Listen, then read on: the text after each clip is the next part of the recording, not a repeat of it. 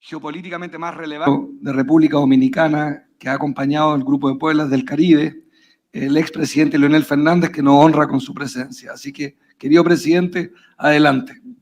Muchas gracias, Marcos. Un saludo cálido, afectuoso a todos los colegas, distinguidos amigos que integran la mesa de honor, así como para todos ustedes que también nos honran con su presencia.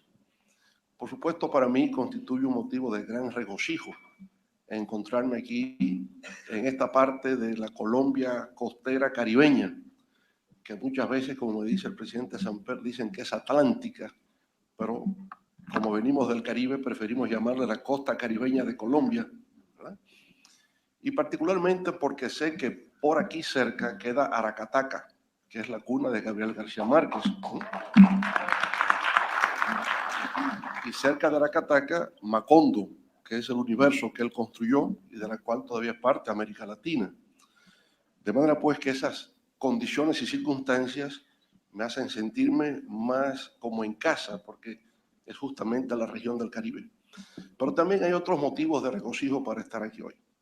Y es que justamente con el triunfo de Lula en Brasil se consolida, ¿no?, esta nueva ola progresista en América Latina, precedida ya antes por el presidente Gustavo Petro, aquí en Colombia, por Boric allá en Chile, y en fin, ¿verdad?, por este movimiento que hoy se consolida más bien con el triunfo de Lula en Brasil. Pero por supuesto, para mí en lo particular, y creo que para todos ustedes, el triunfo de Lula es más que un triunfo político. Es más que un triunfo ideológico, es un triunfo humano. A Lula se le mató, él mismo lo dice, Lula fue muerto y de la muerte a la resurrección, es lo que ha ocurrido. Pero al matarlo, pienso que sus enemigos cometieron un gravísimo error, no lo enterraron. Lo mataron, pero no lo enterraron. Y con Lula ha acontecido un poco lo que Jesús ante la tumba de Lázaro. Lázaro, levántate y anda. Y con Lula, levántate y anda.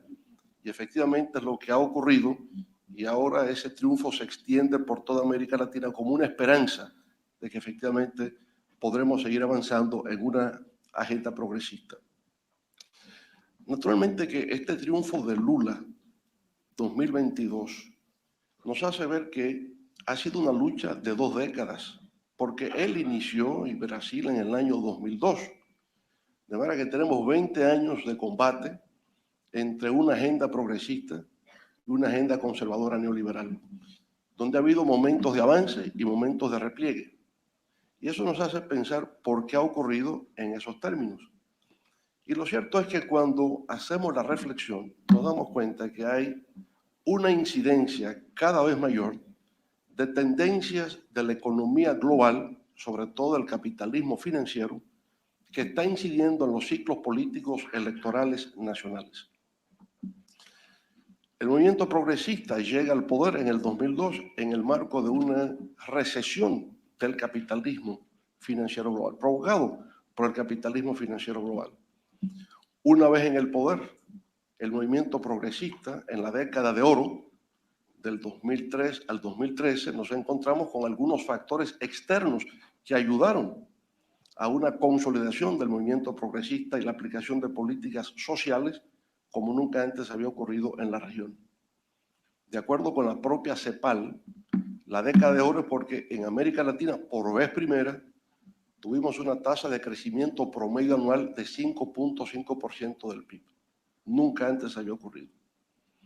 China crecía a un 12%, se convirtió en la locomotora del desarrollo hacia América Latina, sobre todo América del Sur, comprando nuestras materias primas, petróleo, gas natural, cobre, soya, etc.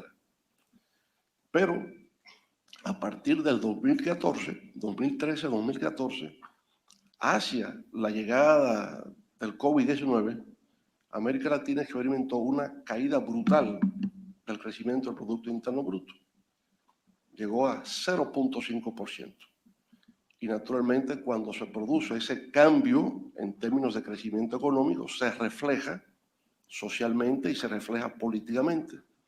Es el momento de las protestas en Venezuela, es el momento de las protestas en Brasil. Del 2014 en adelante cambia el signo de la economía global y afecta al movimiento progresista que ya no tiene los recursos para poder aplicar políticas sociales en beneficio de las grandes mayorías de los permanentemente excluidos, pero que constituyen hoy día la base social electoral de apoyo a nuestros proyectos políticos.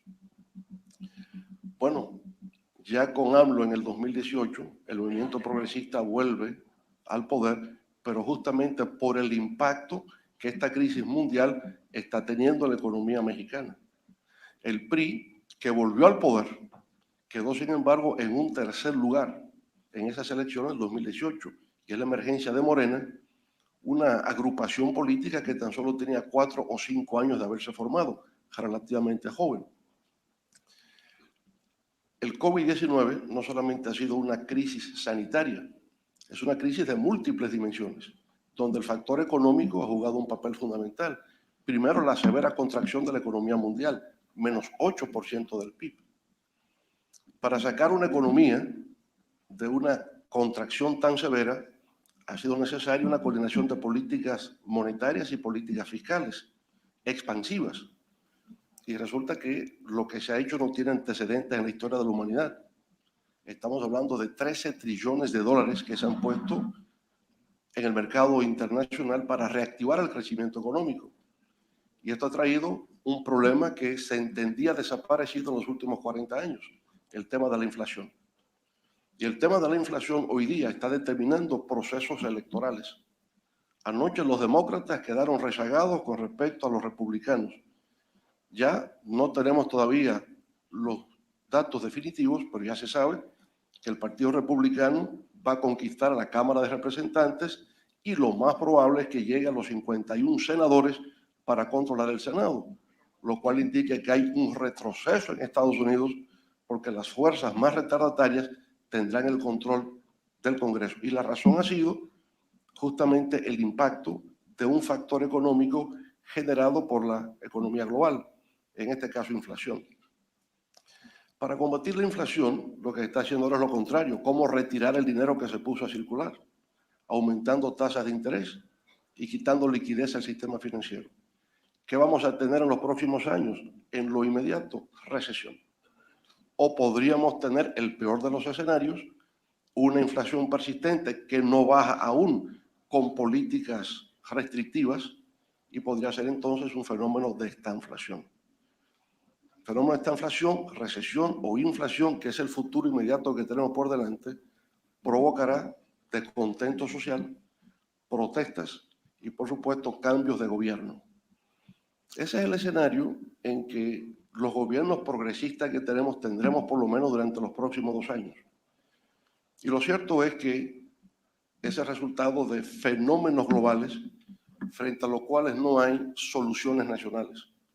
Y por lo tanto, yo creo que la reflexión nuestra en el ámbito del Grupo de Puebla es justamente cómo fortalecer la integración regional latinoamericana con ese modelo de desarrollo solidario a que ha hecho referencia el presidente Samper, porque aunque no tenemos soluciones nacionales, podemos tener una solución regional latinoamericana al impacto que esta crisis global del capitalismo financiero está teniendo sobre nuestros países.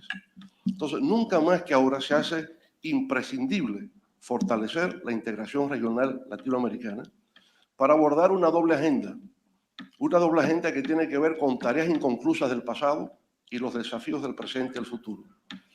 Esa agenda de las tareas del pasado aún inconclusas son temas que reclaman nuestros pueblos: acceso al agua potable, acceso a la electrificación, acceso a una infraestructura válida, educación de calidad, acceso a un servicio de salud y de seguridad social como se está haciendo en Chile, más solidario, más accesible a los sectores tradicionalmente excluidos.